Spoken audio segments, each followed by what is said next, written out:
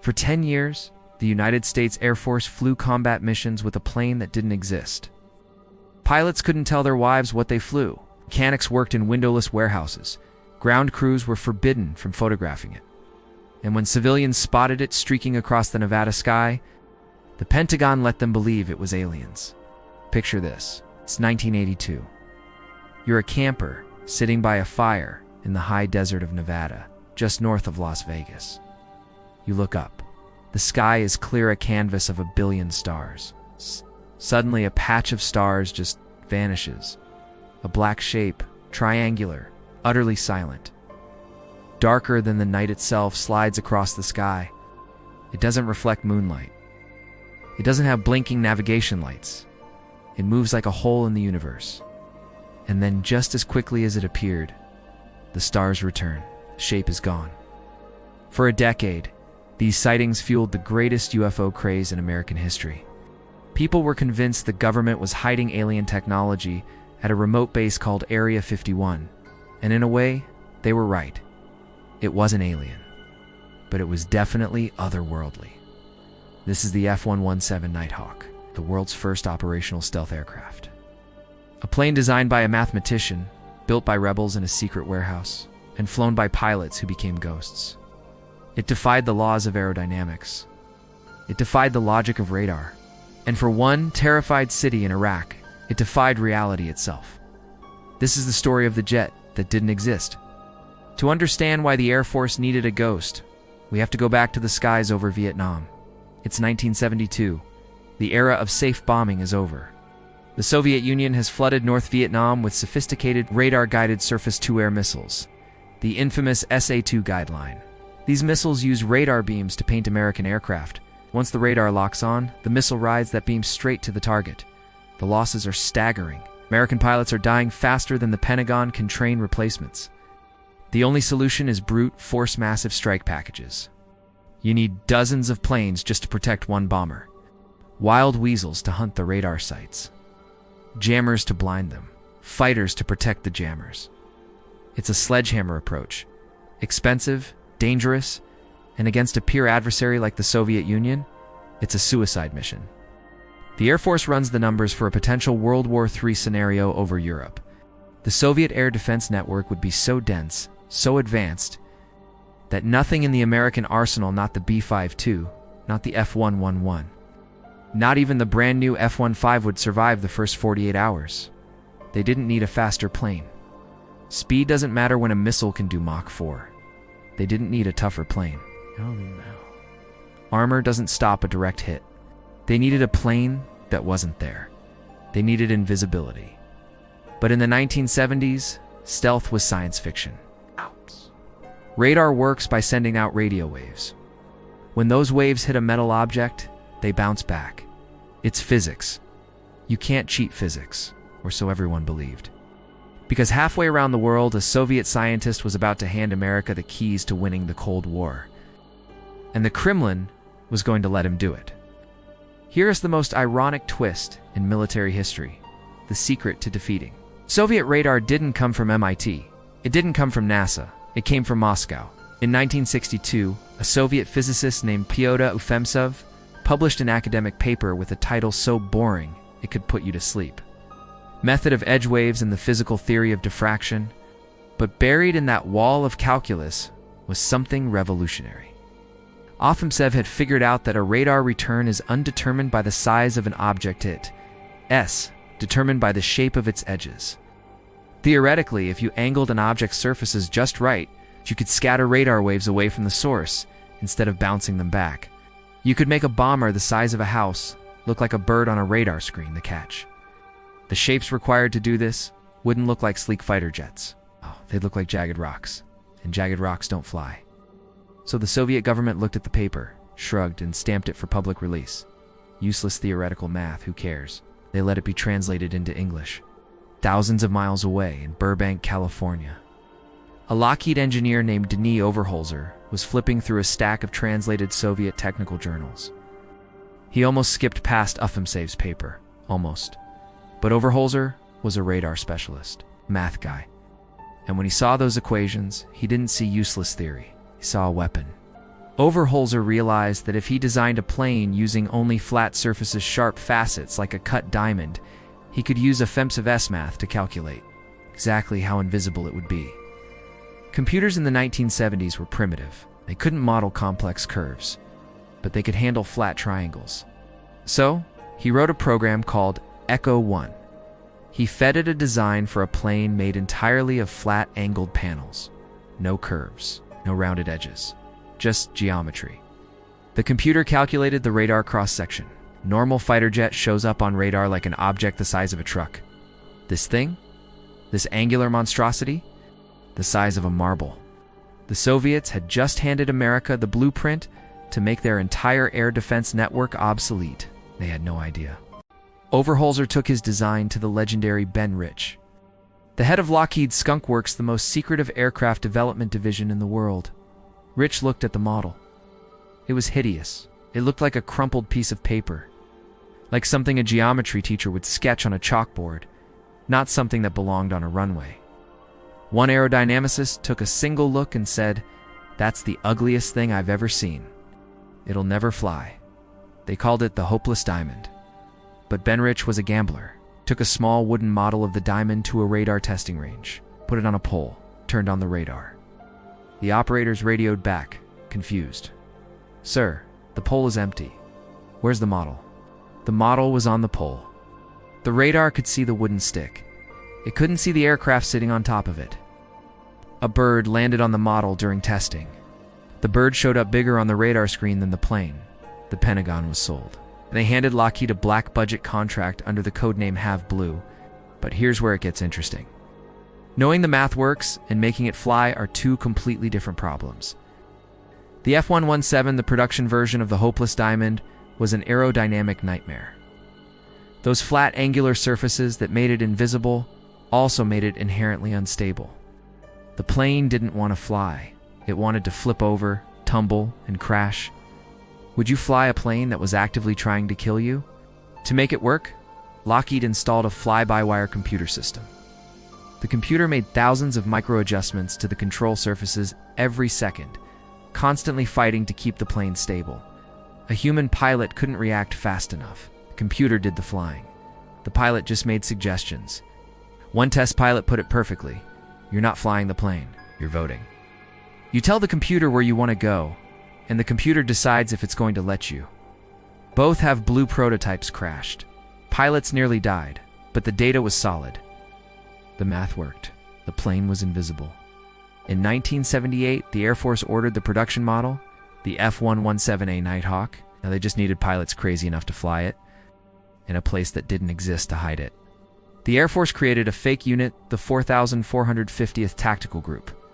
On paper, they flew as 7 Corsairs in the Nevada desert. Standard stuff, nothing to see here. In reality, they were operating from Tonopah Test Range, a remote airfield buried deep in the Nevada nuclear testing grounds, miles from anything.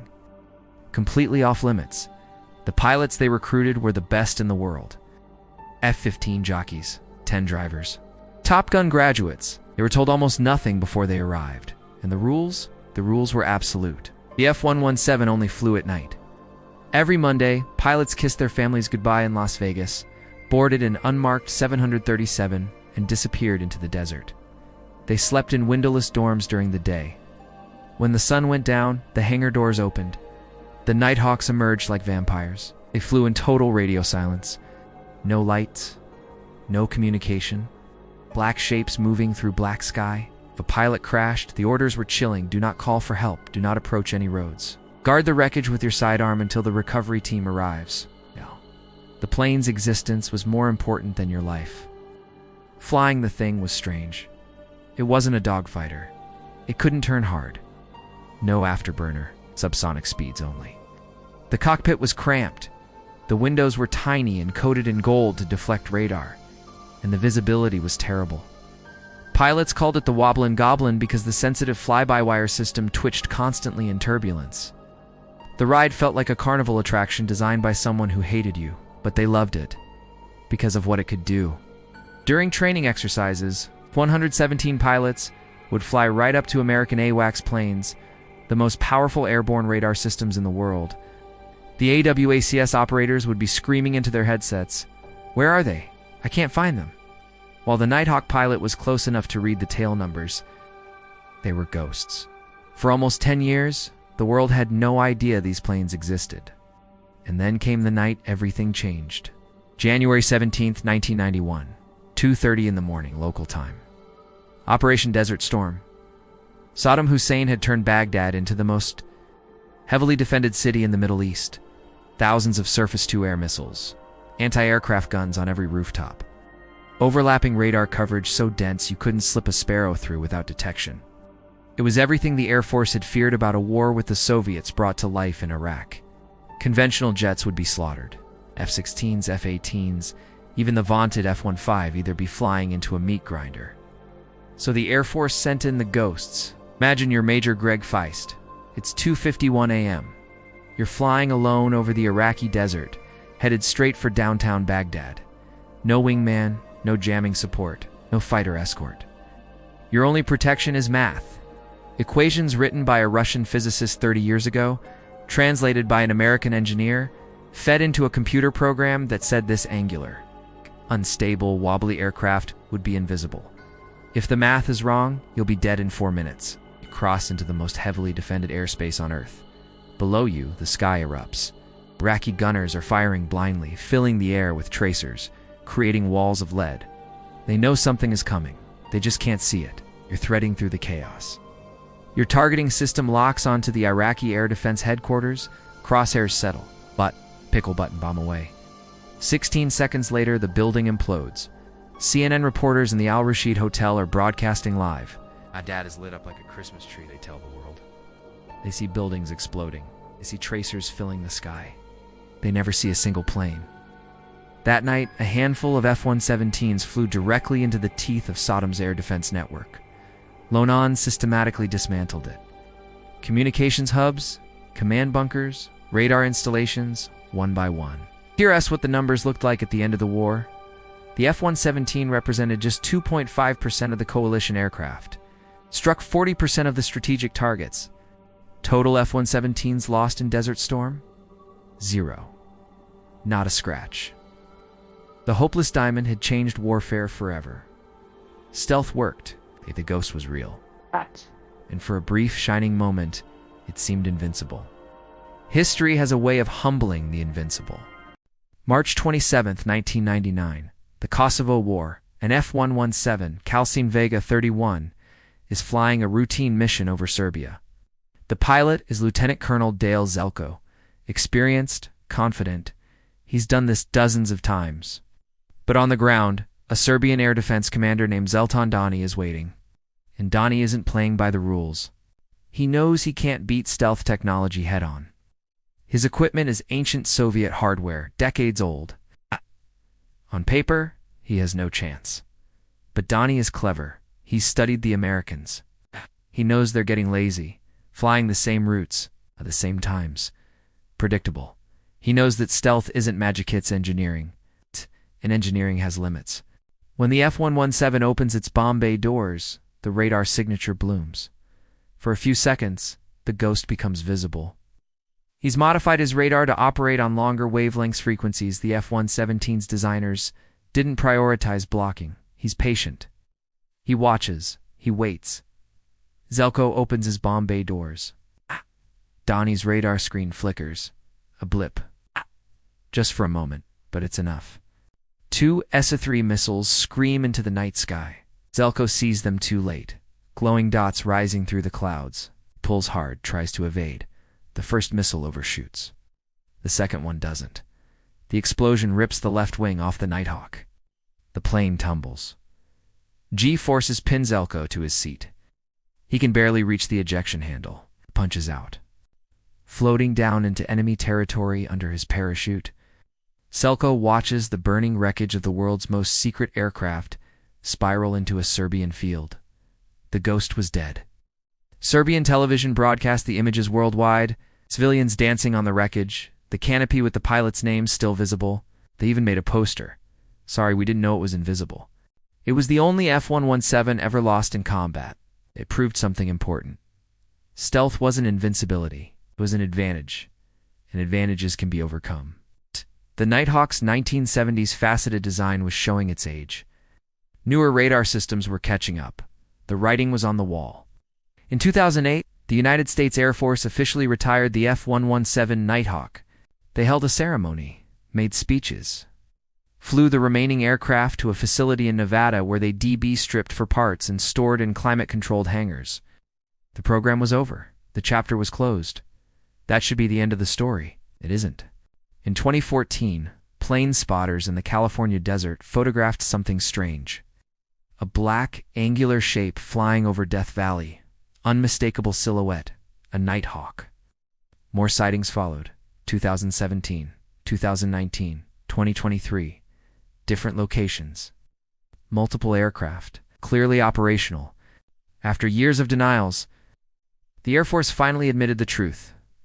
They never really retired the F-117. A handful remain in flyable storage, still taking to the skies for classified purposes. Why keep a 40-year-old stealth aircraft operational? Some say they are reusing them to test new radar systems, trying to find ways to detect the next generation of Chinese and Russian stealth jets. Others say they're testing unmanned conversion technologies. Or maybe there's something else, something newer, something we haven't seen yet. And the old Nighthawk is out there in the darkness, teaching it how to hunt? The F-117 Nighthawk was a paradox from the beginning. An ugly plane that flew beautifully, symbol of American power that relied on being invisible. A Soviet equation that destroyed Soviet ambitions. It proved that if you have enough math, enough money, and enough secrecy, you can make the impossible real. It was the jet that didn't exist till it did. And maybe it's the jet that retired but never really left. Keep your eyes on the skies. You never know what you might not see.